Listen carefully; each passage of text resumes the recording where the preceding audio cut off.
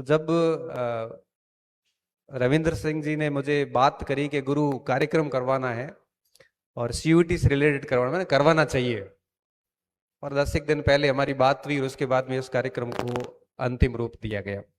क्योंकि आप काफी थके हुए हैं सारे, सुबह 11 बजे आप लोग आए हैं, 3 बजने को हैं, 4 घंटे हो गए। ईश्वरदान जी कह रहे थे कि बच्चे थक गए हो गए, मैंने कहा नहीं नहीं, ये मारवाड़ है, हम यहाँ थकते नहीं। हमने क्रिकेट के मैच भी खड़े खड़े देखे हैं, हम थकते नहीं हैं।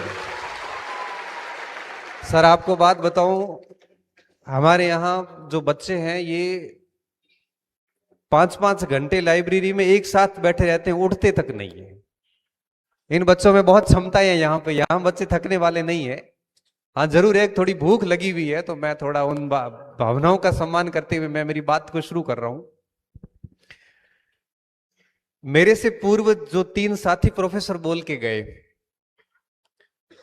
उनमें और मेरे में थोड़ा सा फर्क है। फर्क ये है कि आप तीनों ही केंद्रीय विश्वविद्यालय में ही पढ़े हैं और वहीं पे सेवाएं दे रहे हैं, और मैं ऐसा दुर्भाग्यशाली व्यक्ति हूं कि चाहकर भी केंद्रीय विश्वविद्यालय में एडमिशन नहीं ले पाया।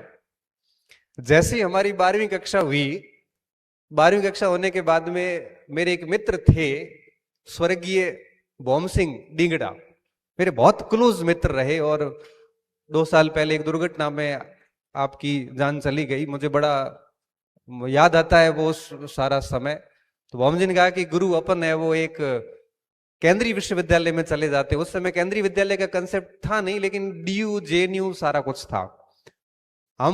मैं और भौम जी दोनों 12वीं की मार्कशीट और जो कागजात थे वो लेके बाड़मेर से निकलते हैं, मालानी में बैठ के सीधे हम जवाहरलाल नेहरू विश्वविद्यालय पहुंचे। हमने वहां फॉर्म भरा, हमने दिल्ली यूनिवर्सिटी का फॉर्म भरा, हम राजस्थान यूनिवर्सिटी का फॉर्म भरा और वापस आए।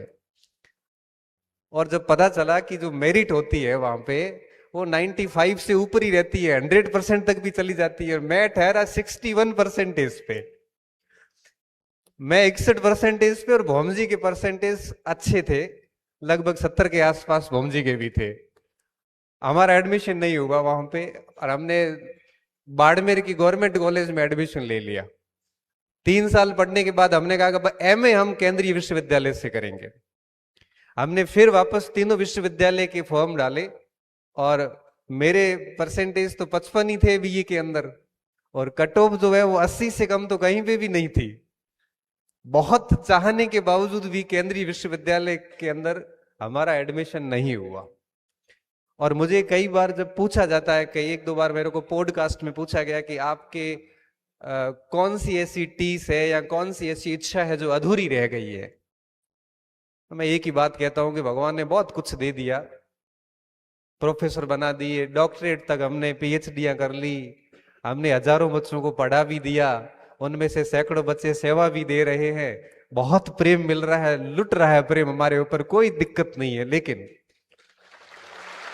लेकिन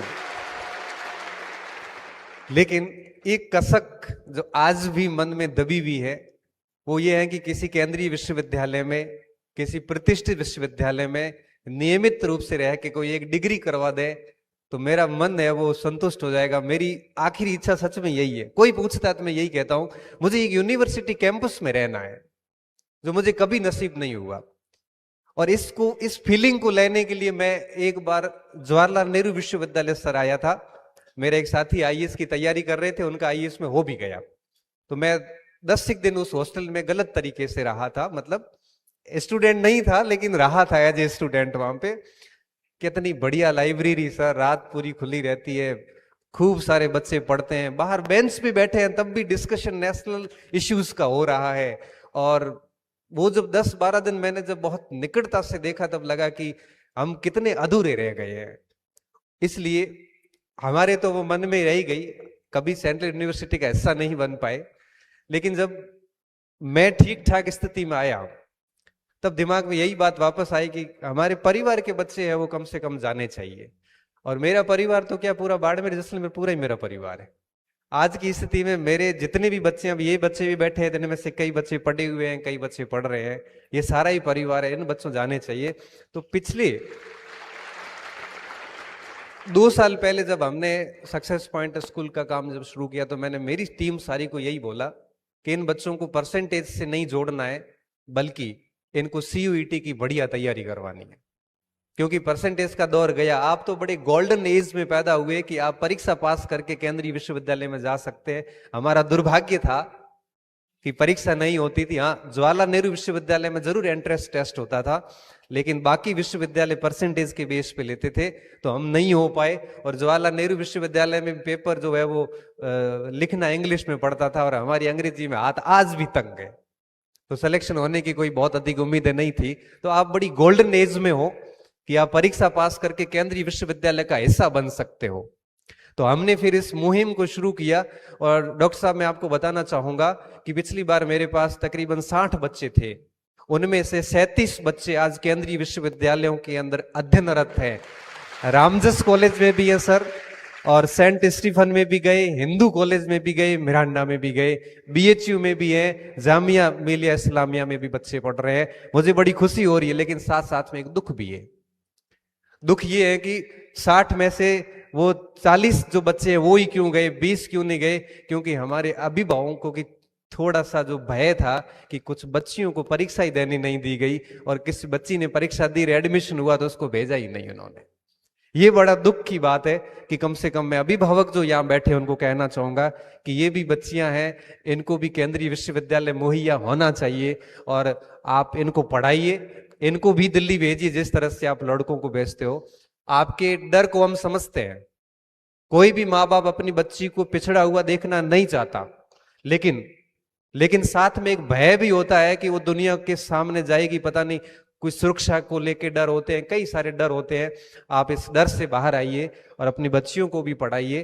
क्योंकि हम कहाँ मात खाते हैं सर, मैं आपको बताऊं, आप कह रहे थे कि अपने बच्चे, हालांकि अभी तो हो रहे हैं, हम मात कहाँ खा रहे हैं? हमारी 50% आबादी सीधी बाहर हो जाती है।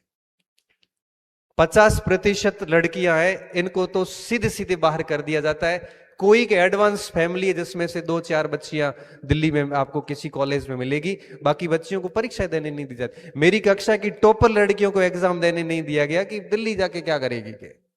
और किसी का एक बच्ची 942 नंबर आके, 1000 में से 942 नंबर आके उसको काउंसलिंग नहीं करवाई गई।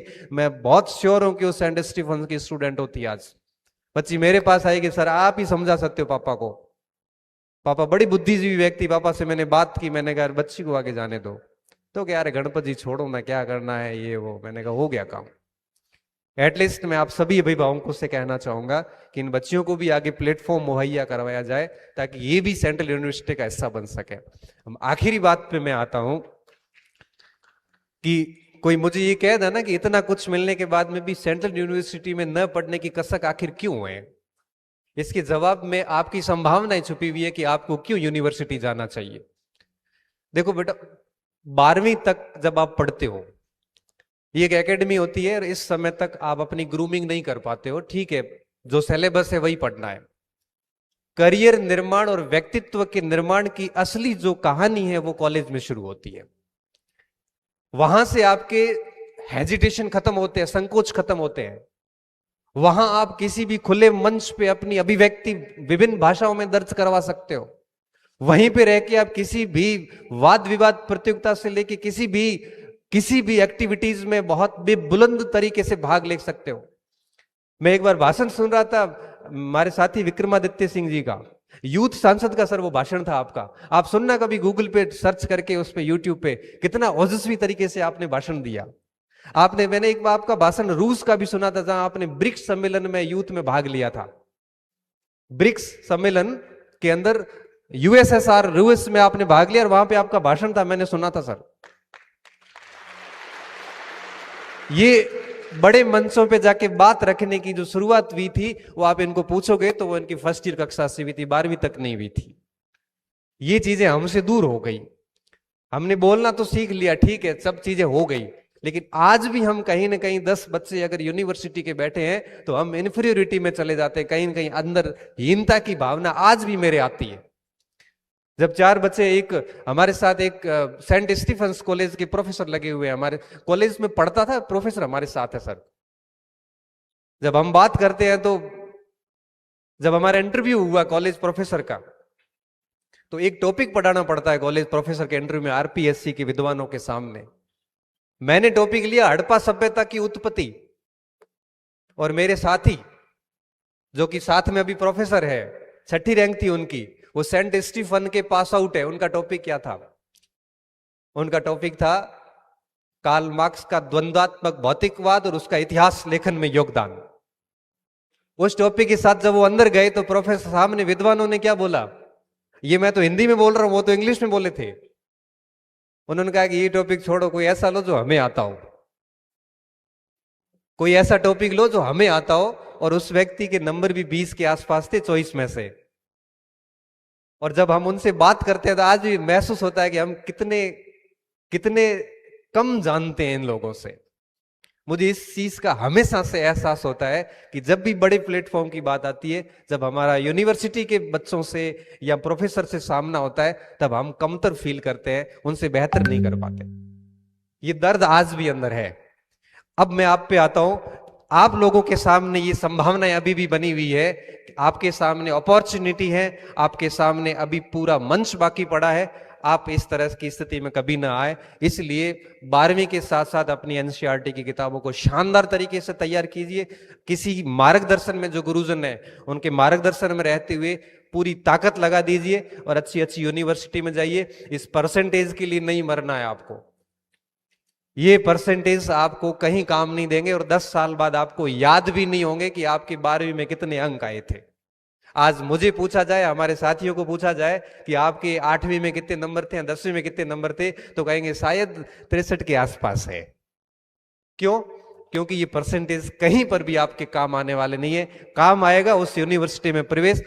और मैं आपको बताऊं कि मैं इतना अच्छा फील करता हूं कि मेरे 2 भतीजे और दोनों दिल्ली यूनिवर्सिटी में, एक ईश्वरदान जी के पास में पढ़ रहा है और एक बच्चा जो है अब हिंदू कॉलेज में, किरोड़ीमल कॉलेज में, सॉरी, और एक भांजा मेरा जिसको मैंने पिछली बार पढ़ा है, वो हिंदू कॉलेज में हिस्ट्री ऑनर्स पढ़ रहा है। हिंदी मीडियम से गया था, अब कह रहा है कि मामा मुझे इंग्लिश में भी अब कोई दिक्कत नहीं आ रही है, जबकि उसको गए हुए 6 महीने हुए मात्र।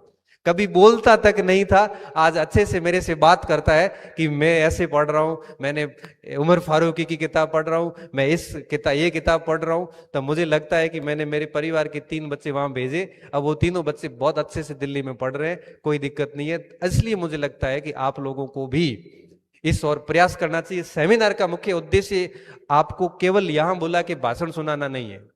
इस सेमिनार का मुख्य उद्देश्य सिर्फ इतना है कि यहां से निकलने के बाद आपके दिमाग में हर दिन ये सीयूईटी और केंद्रीय विश्वविद्यालय घूमने चाहिए।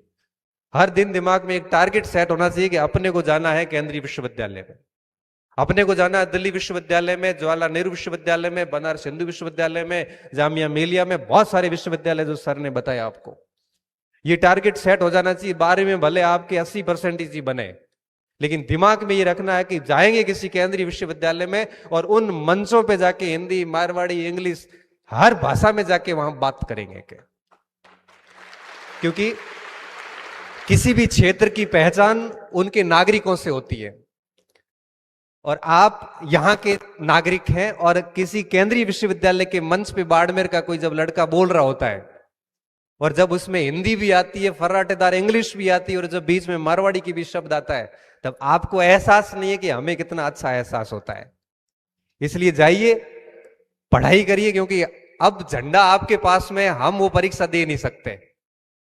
हमें तो बीच में दिल्ली की किसी कॉलेज से कॉल आया था मेरे पास भी, शायद रोहिणी कॉलेज कुछ नाम था, कि आपको सर एक अतिथि के रूप में बुला रहे। मैंने कहा मेरे को क्यों बुला रहे हो भाई, मैं गवर्नमेंट कॉलेज बाड़मेर का स्टूडेंट और गवर्नमेंट कॉलेज बाड़मेर में पढ़ा रहा हूं। मैं वहां जाके इतने उच्च शिक्षित और बौद्धिक वर्ग के बच्चों को कैसे मोटिवेट करूंगा? कई बार अंदर से फील आता है, क्योंकि मेरे छोटा भाई IIIT इलाहाबाद से पास आउट है, मार्कशीट देखता हूं ना मुझे लगता है यार ये सब कितने बढ़िया बढ़िया इंस्टीट्यूट से पढ़ के आए। इधर मेरी मार्कशीट देखता हूं तो लगता है अंदर रखो, ठीक है इसको। तो इसलिए जो मेरे से आगे 3 वक्ता बोले उनसे आप प्रेरित होइए, और इनसे ज्यादा आप मेरे से प्रेरित होना। क्यों? क्योंकि ये तो पढ़ के आए, तो इनको पता नहीं ये कितने बड़े संस्थाओं से आए हैं। इसलिए कहते हैं ना, जो बात तलब में है वो हासिल में नहीं है। जिसको हासिल हो जाता है ना उसको उस चीज की कोई वैल्यू नहीं होती, और जिसको हासिल नहीं होता है ना उसको उसकी वैल्यू पता होती है। इनको हासिल हो गया है, मेरे तीनों साथियों को हासिल हो गया है केंद्रीय विश्वविद्यालयों में पढ़ना और पढ़ाना दोनों। तो इनको इतनी वैल्यू नहीं है जितनी मुझे है, क्योंकि न पढ़ना नसीब हुआ है न पढ़ाना नसीब हुआ है। इसलिए आप मेरे से अधिक प्रेरित हुआ कि कितना तड़प रहा है ये आदमी।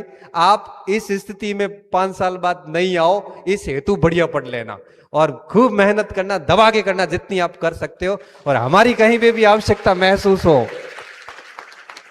हम तो अब देखो किंग मेकर बन गए हैं। हम तो नहीं गए लेकिन हम भेजने का काम शुरू कर चुके हैं। कहीं पे भी आवश्यकता लगे कि सर ये दिक्कत आ रही है, आप मेरे से बात करना और हम आपको बिल्कुल सही रास्ता दिखाएंगे। दुनिया भारत के किसी भी बढ़िया से बढ़िया स्कूल के बच्चे से भी आपको 2 नंबर अधिक दिलाने का रास्ता बता देंगे। आपको बिल्कुल कमजोर महसूस नहीं करना है। आप खूब मेहनत करिए और एक टारगेट रखिए कि किसी केंद्रीय विश्वविद्यालय में जाना है, खुद की ग्रूमिंग करनी है, खुद को अच्छे मंच पे खड़ा करना है और वहां जाके अपने आप को एक्सप्लोर करना है, वहां पे जाके अपने आप को व्यक्तित्व को विकास देना है, ताकि आप यूपीएससी में जाओगे या आरपीएससी में जाओगे, वहां पे इंटरव्यूअर जब आपका इंटरव्यू लेगा वहां पे सीधा सीधा फर्क पड़ता है कि केंद्रीय विश्वविद्यालय से आया हुआ बच्चा और हमारे वीएमओयू कोटा से आए हुए बच्चे में रात दिन का फर्क होता है एक साथ मेरे। तो आप सभी को बहुत बहुत शुभकामनाएं कि आप इतनी देर से बैठे हो, अच्छे से आप सुन रहे हो। मैं आपका धन्यवाद शुक्रिया अदा करता हूं। इनके साथ साथ चलो बच्चे तो खैर सुन रहे हैं, इनके तो हित जुड़े हुए हैं, इसके साथ साथ जो अभिभावक है जिनका इन बातों से कोई मतलब नहीं है वो भी 3 घंटे से सुन रहे हैं। और सुनना इस समय सबसे मुश्किल काम होता है। आप सभी अभिभावकों का मैं शुक्रिया अदा करता हूं। मैं इस पूरी मीडिया टीम जो है, जो यहाँ पे घंटों से कवरेज कर रही है, इन बातों का इन लोगों से कोई संबंध नहीं है, फिर भी सुन रहे हैं और पूरा अच्छी तरीके से मीडिया कवरेज की आप सभी मीडिया बंधुओं का मैं शुक्रिया अदा करता हूं। और साथ में रविंद्र सिंह भाटी की जो पूरी बड़ी गजब एक्टिव टीम जो है, उस टीम का मैं शुक्रिया अदा करूंगा। और आगे आपसे और उम्मीद रखेंगे कि इस तरह से एजुकेशन से जुड़े हुए जो काम है वो लगातार करते रहे। हमारे जो विश्वविद्यालयों के जो 2 भाई स्टूडेंट है, इन दोनों का भी बहुत बहुत शुक्रिया कि इन्होंने बहुत अच्छी तरीके से मन संचालन किया और बच्चों को मोटिवेट करने का काम किया। और साथ साथ में मेन इस पूरे कार्यक्रम की जो केंद्र बिंदु है वो आप बच्चे हो। आप खूब पढ़ाई करना, खूब मेहनत करना और एक लक्ष्य के साथ बाहर जाना, तभी हमारा बोलना सफल होगा और आपका आना सफल होगा।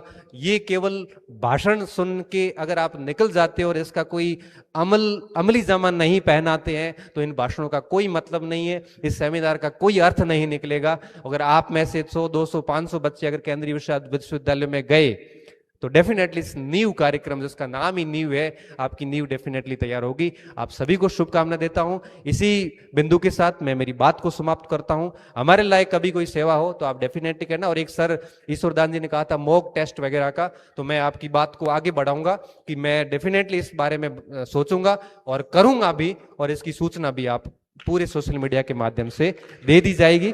और इसी बिंदु के साथ मैं मेरी बात समाप्त करूंगा। जय हिंद, जय भारत।